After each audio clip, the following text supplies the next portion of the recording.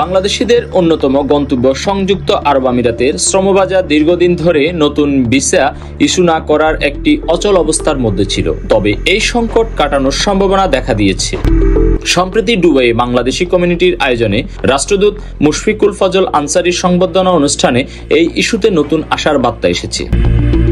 অনুষ্ঠানে উপস্থিত ছিলেন বাংলাদেশের নিযুক্ত আমিরাতের রাষ্ট্রদূত আব্দুল্লাহ আলী আব্দুল আল খাফি আল হামুদি।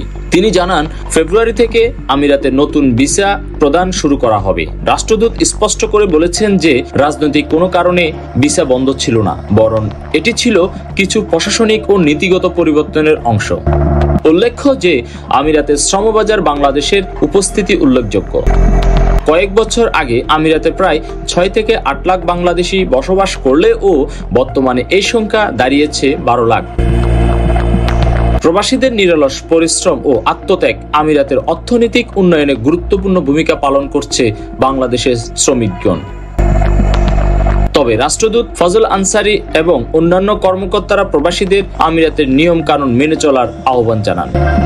কিছু ঘটনায় প্রবাসী বাংলাদেশিদের বিরুদ্ধে আইন লঙ্ঘনের অভিযোগ উঠলেও সমষ্টিগতভাবে তাদের সুনাম অক্ষুণ্ণ রাখতে সবাইকে সচেতন থাকার অনুরোধ জানানো হয়।